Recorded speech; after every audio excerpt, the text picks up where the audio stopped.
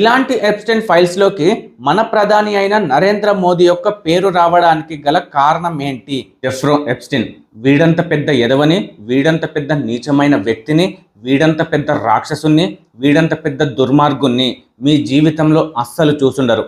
ఇలా ఎందుకంటున్నా అంటే వీడు ప్రపంచానికి దూరంగా ఒక ఐలాండ్ తీసుకొని అందులోకి చిన్న పిల్లలైన ఆడపిల్లల్ని తీసుకొని అక్కడికి పెద్ద పెద్ద ధనవంతుల్ని, యాక్టర్లని, పెద్ద పెద్ద వాళ్ళని తీసుకొచ్చి ఆ ధనవంతుల చేత ఈ చిన్న పిల్లలతో అనేకమైన దారుణాలు చేయించాడు. ఉదాహరణకు ఆ ధనవంతులు ఆ చిన్న పిల్లలతో ఏం చేసేవారంటే వాళ్ళ యొక్క ప్రైవేట్ పార్ట్లని అన్ని కోసేసేవారు. అలాగే వాళ్ళని ఎండలో న్యూడిటీగా అంటే బట్టలు లేకుండా పడుకోబెట్టి భూతద్దంతో ఎక్కడ పడితే అక్కడ కాల్చేవారు.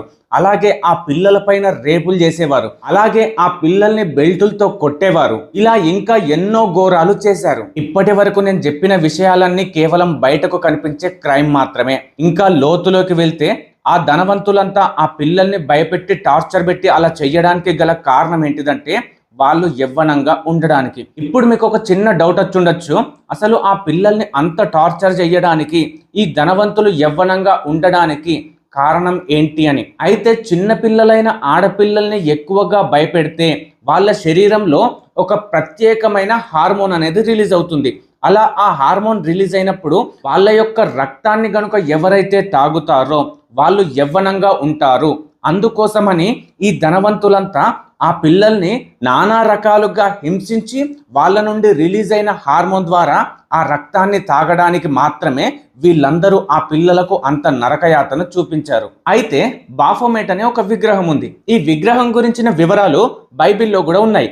అయితే ఈ బాఫోమెట్ అనే విగ్రహం ముందు ఎవరైనా సరే చిన్న పిల్లల్ని బలిస్తే వాళ్ళ యొక్క కోరికలు తీరుతాయని ఇక్కడ ఎంతో మంది ధనవంతులు ఆ విగ్రహం ముందు చాలా మంది చిన్న పిల్లల్ని బలి కూడా ఇచ్చారు. ఇందులో సాధారణ మనుషులే కాకుండా పెద్ద పెద్ద యాక్టర్స్, బిలినియర్స్, ధనవంతులు ఎంతో మంది కూడా పాల్గొన్నారు. ఉదాహరణకు తీసుకుంటే మన డ్వేన్ జాన్సన్, అదే రాక్, మనం ఎంతో సినిమాలలో చూస్తున్నాం. అలాగే WWEలో కూడా చూస్తున్నాం. అతను మనకు ఇప్పటికీ యంగుగానే ఉంటాడు. అలాగే ప్రపంచంలోనే ధనికుడైన ఎలాన్ మస్క్, అలాగే బిల్ గేట్స్, అలాగే మన ఫేస్బుక్ కనిపెట్టిన మార్క్ జుకర్బర్గ్, అలాగే జెఫ్ బెజోస్, వీళ్ళందరూ ఆ నరబలిలో పాల్గొన్నవారే. అయితే ఇందులో రాక్ మరియు ఇంకా చాలా మంది వ్యక్తులు పబ్లిక్ ప్లాట్ఫామ్లలో అంటే ఎక్కడైనా ఇంటర్వ్యూలు ఇచ్చిన దగ్గర వాళ్ళు నోరు కూడా, వాళ్ళకి తెలుసో మరి తెలియకనో నోరు కూడా జారారు. ఎలా అంటే మేము పిల్లల్ని తింటామని, వాళ్ళ యొక్క రక్తాన్ని తాగుతామని. కానీ ఆ ఇంటర్వ్యూ మట్టుకు వచ్చేసరికి అది మనకు జోక్గా అనిపించవచ్చు. కానీ ఈ ఫైల్స్ ఎప్పుడైతే బయటకు వచ్చాయో వాళ్ళు నిజంగానే మాట్లాడారు, వాళ్ళు నిజాలే మాట్లాడారు అని మనకు ఇప్పుడు అర్థమవుతుంది. అయితే ఈ బాఫోమెట్ విగ్రహం దగ్గర చాలా మంది వ్యక్తులు వాళ్ళ యొక్క సెల్ఫ్ని, వాళ్ళ యొక్క ఆత్మని, వాళ్ళ యొక్క శక్తిని మొత్తం అక్కడ అమ్మేసుకుంటారు. అలా అమ్మేసుకున్న తర్వాత వెంటనే ఆ పర్సన్ ఎవరైతే ఉంటాడో చాలా ఫేమస్ అయిపోతారట. ఆ వ్యక్తులందరూ ఆ బాఫోమెట్ విగ్రహం ముందు నరబలి ఇచ్చిన తర్వాత ఆ పిల్లల్ని తినేవారు. ఇలా ఒక్కసారి ఆ వ్యక్తులు తమ యొక్క ఆత్మబలిని ఆ విగ్రహం ముందు చేసుకున్న తర్వాత ఆ సీక్రెట్ సొసైటీ ఎవరైతే ఉంటారో వాళ్ళ కంట్రోల్లోకి ఈ వ్యక్తులందరూ వచ్చి చేరిపోతారు. 2009లో ఒక అమ్మాయి ఆ సీక్రెట్ సొసైటీ నుండి బయటకు వచ్చి ఇలా మనుషుల్ని తింటున్నారు, ఇలా నరబలి ఇస్తున్నారు అని గట్టిగా పబ్లిక్లో అరిచింది. కానీ ఆమెకు మెంటల్, ఆమెకు ఏదో పిచ్చి పట్టింది అని చెప్పి అక్కడి నుండి ఆమెను తీసుకెళ్ళిపోయారు. ఆ తర్వాత ఆ అమ్మాయి మనకు ఎక్కడ కూడా కనిపించలేదు. మీరు ఎప్పుడైనా సరే సింప్సన్ కార్టూన్ చూసారా? ఆ కార్టూన్ ఏంటిదంటే ఫ్యూచర్ గురించి ఎక్కువగా ప్రెడిక్ట్ చేసేవారు. ఆ ప్రెడిక్ట్ చేసిన విషయాల్లో చాలా వరకు జరిగాయి. అలాగే ఆ సింప్సన్ కార్టూన్ ఈ సీక్రెట్ సొసైటీ గురించి కూడా చాలా విషయాలు ప్రెడిక్ట్ చేసింది. ఈ ప్రెడిక్షన్ లో మన ప్రపంచానికి కరోనా రావడం కానీ, అలాగే ట్రంప్ మళ్ళీ రెండవసారి గెలవడం కానీ, అలాగే ఎలిజబెత్ రాణి యొక్క డెత్ గురించి, ఇలా చిన్న చిన్న విషయాల నుండి పెద్ద పెద్ద విషయాల వరకు అన్నిటినీ ఎగ్జాక్ట్గా ప్రెడిక్ట్ చేశారు. అంత కరెక్ట్గా ఎలా ప్రెడిక్ట్ చేశారు అని మీకు ఒక డౌట్ వచ్చి ఉండొచ్చు. అయితే ఈ ప్రెడిక్షన్ అన్ని చెప్పింది, అలాగే ఆ కార్టూన్ని క్రియేట్ చేసింది ఈ సీక్రెట్ సొసైటీ. అందువల్ల వాళ్ళకు ముందు జరగబోయేది తెలుసు కాబట్టి మనకు ముందే చెప్పడానికి ఆ కార్టూన్లని వాడుకున్నారు. ఉదాహరణకి Simpson cartoon, sponge cartoon, Nickelodeon cartoon, అలాగే టామ్ అండ్ జెర్రీ కార్టూన్, ఇలా మొదలైన కార్టూన్లు అన్నిటినీ ఆ సీక్రెట్ సొసైటీ వారు క్రియేట్ చేసి మన మీదికి ఫ్యూచర్ అనే పేరుతో ప్రెడిక్షన్ ద్వారా వదిలారు. కానీ అది వాళ్ళకు ముందే ఇలా జరుగుతుందని తెలుసు, ఎందుకంటే జరిపించేదే వాళ్ళు కాబట్టి. మన ప్రపంచమంతా కరోనా వ్యాపించింది. ఈ కరోనా రావడానికి బిల్ గేట్స్ మరియు ఎప్స్టీన్ వీళ్ళిద్దరే కారణం. కానీ మనకెలా చేశారు? చైనా వల్ల మనకు కరోనా వచ్చింది అని మనం నమ్మేలా చేశారు. ఈ ఎప్స్టీన్ మరియు బిల్ గేట్స్ చాలా డబ్బులు సంపాదించడానికి ఈ కరోనా వైరస్ ని వాళ్ళిద్దరే పుట్టించి దానికి వ్యాక్సిన్ ను కనుగొని చాలా డబ్బులు సంపాదించుకున్నారు. కానీ ఈ వ్యాక్సిన్ ని ఎప్స్టీన్ మరియు బిల్ గేట్స్ యొక్క ఫ్యామిలీలకు మాత్రం వేయలేదు. ఒక స్త్రీ కరోనా రాకముందే, కోవిడ్ రాకముందే ఇలా కరోనా వస్తుంది, కోవిడ్ వస్తుంది అని ఫ్యూచర్ గురించే కొన్ని సంవత్సరాల క్రితమే ప్రెడిక్ట్ చేసి చెప్పింది. మన ప్రపంచమంతటా కరోనా వ్యాపించడానికి గల కారణం బిల్ గేట్స్ మరియు ఎప్స్టీన్. కరోనా మన మీదికి వదలడానికి కారణం ఏంటిదంటే వరల్డ్ ఎకనామిక్ ఫోరం వాళ్ళు ఒక స్టేట్మెంట్లో చెప్పారు. ఆ స్టేట్మెంట్లో ఏముంది అంటే, ఈ కరోనాని గనుక ప్రజల మీదికి వదిలిపెడితే ఈ ప్రజలందరూ మన మాటలు వింటారా, అసలు వినరా అనే చిన్న కేవలం టెస్టింగ్ కోసం మాత్రమే ఆ కరోనాని మన మీదికి వదిలారు. కాబట్టి ప్రపంచమంతా కేవలం మాట వింటుందా లేదా అని భయపెట్టడానికి మాత్రమే చాలా మంది ప్రాణాలు తీసుకున్నారు ఈ బిల్ గేట్స్ మరియు ఎప్స్టీన్. ఇంకో విషయం గురించి మాట్లాడుకుందాం. అసలు బిట్ కాయిన్ ని క్రియేట్ చేసింది ఎవరో తెలుసా? Satoshi Nakamoto. అదే ఇప్పటిదాకా మనం మాట్లాడుకుంటున్న ఎప్స్టీన్. ఈ ప్రపంచంలోనే ఎక్కువ బిట్ కాయిన్లు ఉన్న వ్యక్తి ఆయనే. అందుకే ఇప్పుడు ఆ బిట్ కాయిన్ అనేది మొత్తం క్రాష్ అయిపోతుంది. ఈ బిట్ కాయిన్ అనేది క్రాష్ అవ్వకన్నా ముందు డాంపైన్ అనే వ్యక్తి ఈ బిట్ కాయిన్ గురించి చాలా హెచ్చరించాడు, ఎలాగైనా కూలిపోతుందని. ఇప్పటి నుంచి నేను చెప్పబోయే ఒక విషయం కేవలం ఊహ మాత్రమే, మేబీ నిజం కూడా కావచ్చు. అయితే ఈ ఎప్స్టీన్ అనే ఫైలు కేవలం 2019లోనే దొరికింది. కానీ ఈ 2026లో రిలీజ్ చేయడానికి కారణం ఏంటి? ఇదే మనకు అసలైన ప్రశ్న. దానికి వన్ ఆఫ్ ద రీజన్ ఏంటంటే, ఎప్పుడెప్పుడైతే ప్రపంచంలో ఉన్న పవర్ అంతా ఒక దేశం వైపు షిఫ్ట్ అవుతుందో, ఉదాహరణకి మన ఇండియా అనేది చాలా ఎదుగుతుంది, అలాగే చైనా కూడా చాలా ఎదుగుతుంది. ఇలా ఏదైనా దేశాలు ఎదుగుతూ ఉంటాయి కదా, అందులో ఫర్ ఎగ్జాంపుల్ ఇండియా, చైనా, ఈ రెండిటిలో మనకు ఒకటి ఇండియా అనేది ఇష్టమైన దేశం అని అనుకోండి. కాబట్టి ఇండియాకి మంచి జరగాలని కోరుకుంటాం. ఆ సమయంలో ఈ సీక్రెట్ సొసైటీ వాళ్ళు ఏం చేస్తారంటే, వాళ్ళ ఆధీనంలో ఉన్న పెద్ద పెద్ద యాక్టర్స్, బిలియనియర్స్, ధనవంతులు వీళ్ళందరినీ బ్లాక్మెయిల్ చేసి ఆ ఇండియాకి సపోర్ట్ చేయండి, లేకపోతే మీ వీడియోలన్నింటినీ బయట పెట్టేస్తాము అని చెప్పి ఇప్పుడు అంటే 2026లో రిలీజ్ చేశారని ఒక ఊహ. మేబీ నిజం కావచ్చు, కాకపోవచ్చు. ఇక్కడ రెండో విషయం ఏంటిదంటే, ఈ ఎప్స్టీన్ ఫైల్స్ లో ఈ సీక్రెట్ సొసైటీలో ఉన్న వాళ్ళందరూ యుఎస్ కి చెందిన వాళ్ళే. అయితే యుఎస్ కి $38 ట్రిలియన్ అప్పు ఉంది.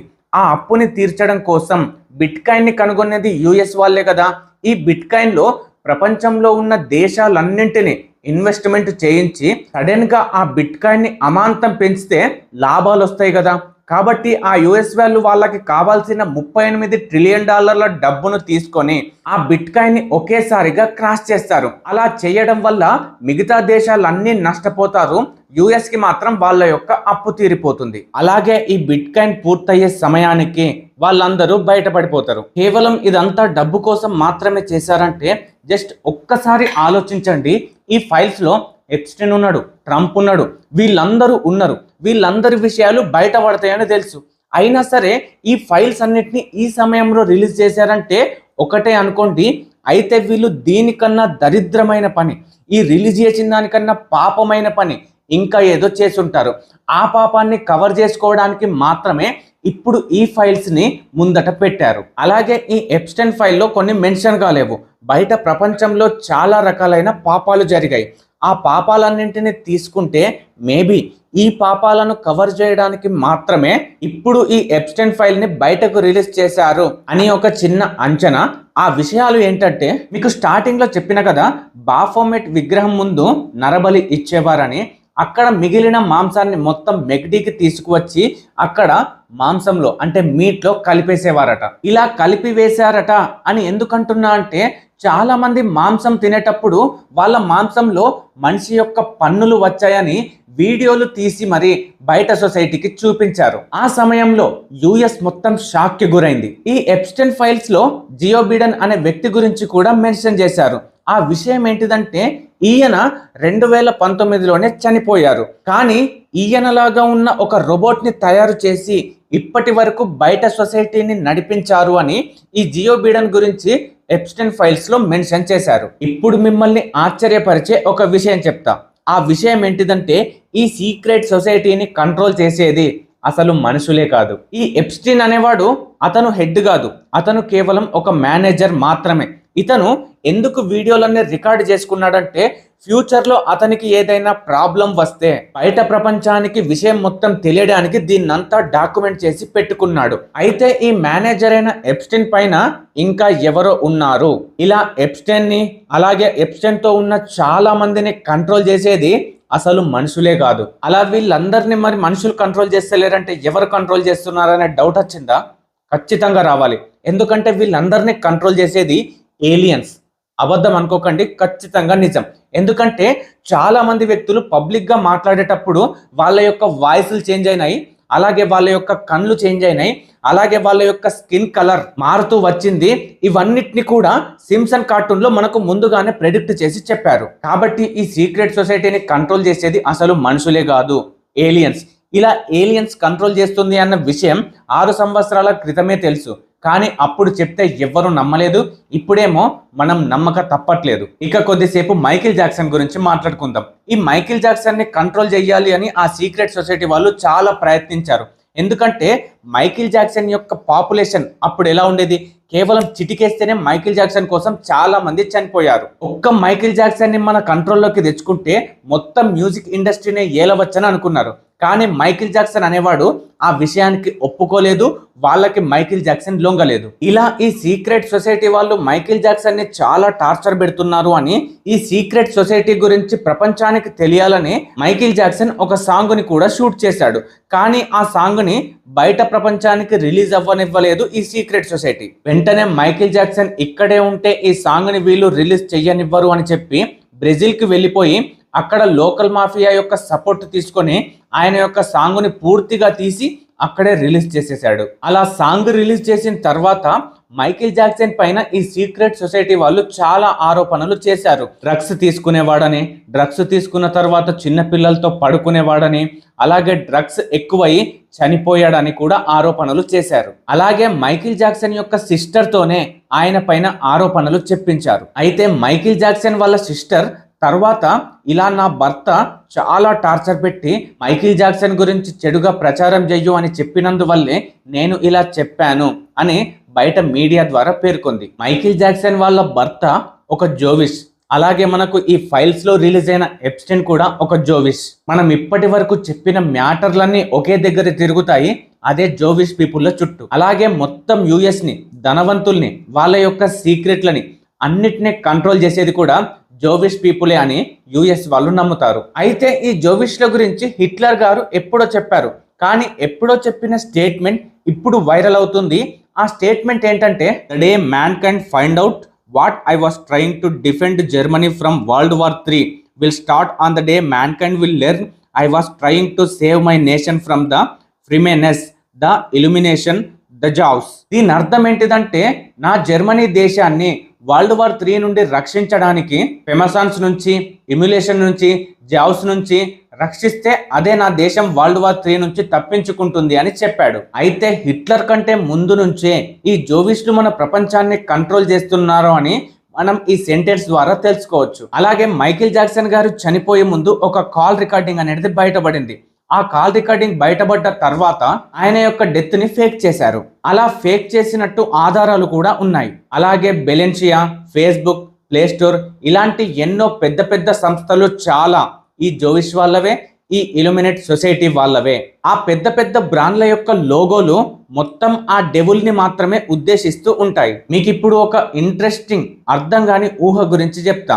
కొంతమంది హిస్టరీలో ఉన్న ఫేమస్ పర్సన్స్ ఇప్పుడున్న యాక్టర్స్ ని ఇద్దరిని పక్కకు పెట్టి చూస్తే వాళ్ళిద్దరూ సేమ్ అనిపిస్తుంది. అంటే అప్పుడు ఫేమస్ లో ఉన్న వ్యక్తులందరూ అప్పటి నుండి ఈ సీక్రెట్ సొసైటీ ద్వారా రక్తాన్ని తాగుకుంటూ వచ్చారా, లేకపోతే వాళ్ళలాగా వీళ్ళని క్లోన్ చేశారా అనేది మనకు ఊహకు అందని ఇంకో ఊహ. కొంతమంది సెలబ్రిటీస్ అయితే వాళ్ళది వాళ్ళే ఒప్పుకున్నారు, మేమిలా రక్తాన్ని తాగి యంగుగా ఉంటామని. ఒక వ్యక్తి ఈ ఎలిమినాట్ సొసైటీ నుండి బయటకు వచ్చి నేను ఎలిమినాట్ సొసైటీ వ్యక్తిని అని చెప్పకుండానే మేము మిమ్మల్ని అందరినీ కంట్రోల్ చేస్తాము, అనే ఒక ఫుటేజ్ కూడా ఉంది. మరి ఈ సీక్రెట్ సొసైటీకి అంతమంది పిల్లల్ని ఎవరిస్తున్నారని ఒక డౌట్ వచ్చిందా? అయితే టర్కీలో చాలా మంది చిన్న పిల్లల్ని కేవలం $200 మిలియన్ మాత్రమే ఒక్క అమ్మాయిని ఆ సీక్రెట్ సొసైటీకి అమ్మేసేవాళ్ళు. అలా టర్కీకి చెందిన చాలా మంది అమ్మాయిలు కేవలం $200 మిలియన్ అమ్ముడుపోయేవారు. ఇలాంటి ఎప్స్టైన్ ఫైల్స్ లోకి మన ప్రధాని అయిన నరేంద్ర మోదీ యొక్క పేరు రావడానికి గల కారణం ఏంటి అనే మీకు డౌట్ వచ్చిందా? ఆ విషయం గురించి ఇప్పుడు చెప్తా. అసలు ఎప్స్టైన్ ఫైల్స్ లో మోదీ గురించి ఏముందంటే 2014లో జరిగిన ఎలక్షన్ల గురించి మోదీ గురించి ప్రస్తావన వచ్చింది. ఆ ప్రస్తావన ఏంటంటే Modi was willing to take even the most unpopular decisions solely for the sake of Indians economy. ఈ లైన్ ని ఎప్స్టైన్ ఫైల్స్ లో వాళ్ళు మాత్రమే మాట్లాడుకున్నారు. ఈ లైన్ కి మోడీ గారికి ఎటువంటి సంబంధం లేదు. ఈ లైన్ యొక్క మీనింగ్ ఏంటిదంటే మన భారతదేశం యొక్క ఎకానమీని పెంచడానికి మోడీ గారు అనుకోని ఎన్నో డిసిషన్లు తీసుకుంటారని దీని యొక్క అర్థం. ఇదే ఎప్స్టైన్ ఫైల్స్ లో మోదీ గారు ఆడాడు పాడాడు అని మెన్షన్ చేశారు. ఇక్కడ వాళ్ళు సాధారణంగా మాట్లాడుకోకుండా కోడ్ వర్డ్ లాగా మాట్లాడుకుంటారు. ఉదాహరణకి కోడ్ వర్డ్లను కనుక తీసుకుంటే పిజ్జా అంటే గర్ల్, హాట్ డాగ్ అంటే బాయ్, చీజ్ అంటే లిటిల్ గర్ల్, పాస్తా అంటే లిటిల్ బాయ్. ఇలాంటి కోడ్ల ద్వారానే వాళ్ళు మాట్లాడుకుంటారు. అయితే నరేంద్ర మోదీ గారు పాడాడు ఆడాడు అని ఉంది కదా, ఆయన మన దేశం యొక్క ఆంతెం జాతీయ గీతం పాడేటప్పుడు మాత్రమే పాడాడు. దాని గురించే వాళ్ళు ఎప్స్టైన్ ఫైల్స్ లో మెన్షన్ చేశారు తప్పించి నరేంద్ర మోదీ గారు ఎప్స్టైన్ ఫైల్స్ లో ఎటువంటి తప్పు చేయలేదు. ఇదే ఎప్స్టైన్ ఫైల్స్ లో మన కాంగ్రెస్ నాయకుడైన రాహుల్ గాంధీ గురించి కూడా మెన్షన్ అయింది. ఆ విషయాలు ఏంటి అంటే అసలు ఆయనకు స్కిల్సే లేవని, ఆయన ఒక రాజకీయ నాయకుడే కాదని, ఆయన ఒక లీడరే కాదని, ఆయన జీవితంలో అచీవ్మెంట్స్ అనేవే లేవని, ఆయన ఒక నమ్మకం లేని లీడర్ అని, ఆయన కనీసం మీడియాని కూడా హ్యాండిల్ చేయలేడని ఈ ఎప్స్టైన్ ఫైల్స్ లో రాహుల్ గాంధీ గురించి డిస్కస్ చేశారు. ఇదే ఎప్స్టైన్ ఫైల్స్ లో మన అనిల్ అంబానీ గురించి కూడా మెన్షన్ చేశారు. అందులో ఏముంది అంటే ఒకసారి ఎప్స్టైన్ ఒక స్వీడిష్ అమ్మాయిని అనిల్ అంబానీకి ఆఫర్ చేస్తే వెంటనే ఆ అమ్మాయిని నాకు అరేంజ్ చెయ్యి అని రిప్లై ఇచ్చాడు. ఈ విధంగా అనిల్ అంబానీ గురించి ఎప్స్టైన్ ఫైల్స్ లో ఉంది. మనం అందరం ఎప్స్టైన్ ఇక చనిపోయాడు అని అనుకున్నాం, కానీ నిజానికి ఎప్స్టైన్ చనిపోలేదు, ఇప్పటికీ బ్రతికే ఉన్నాడు. ఈ ఫైల్స్ రిలీజ్ అయిన తర్వాత ఇజ్రాయెల్లో కొన్ని సీసీ కెమెరాల్లో రికార్డ్ అయినవి ఇప్పుడు వైరల్ అవుతున్నాయి. ఆ సీసీ కెమెరాల్లో ఏముంది అంటే అచ్చం ఎప్స్టైన్ లాగా ఉన్న ఒక వ్యక్తి బయట తిరిగినట్టు ఆ సీసీ కెమెరాల్లో రికార్డ్ అయింది. అదొకటే నిజమా అంటే కాదు. ఆ ఎప్స్టైన్ చనిపోయినప్పుడు మనకు తెలిసిన బాడీకి అలాగే అక్కడ మనకు చూపించిన బాడీకి రెండింటికి చాలా తేడాలు ఉన్నాయి. అందులో ఎప్స్టైన్ ముక్క అయితే మనము ఈజీగా గుర్తుపట్టేయచ్చు. మనకు బయట చూపించిన డెడ్ బాడీని అలాగే నిజమైన ఎప్స్టైన్ బాడీని చూస్తే గనక ఖచ్చితంగా మనకు తేడా అనేది కనిపిస్తుంది. కాబట్టి ఈ విషయాల్ని ఆధారంగా తీసుకుంటే ఎప్స్టైన్ ఇప్పటి వరకు చనిపోలేదని మనం నిర్ధారణ చేసుకోవచ్చు. ఇలా ఒక్కొక్కటి వెతుక్కుంటూ వెళ్తే ఒక పెద్ద చరిత్రనే అవుతుంది. ఒకవేళ మీరు ఇంకా ఈ ఎప్స్టైన్ ఫైల్స్ గురించి తెలుసుకోవాలని అనుకుంటే మాత్రం దీన్ని ఇంకా కంటిన్యూ చేయండి అని నాకు కామెంట్ చేయండి. నేను ఈ ఎప్స్టైన్ ఫైల్స్ గురించి మరింత తెలుసుకొని ఆ నిజాలని మీ ముందుకు తీసుకొస్తాను. నెక్స్ట్ వీడియోలో మళ్ళీ కలుద్దాం. అంతవరకు బాయ్, మీ నవీన్ కోరే.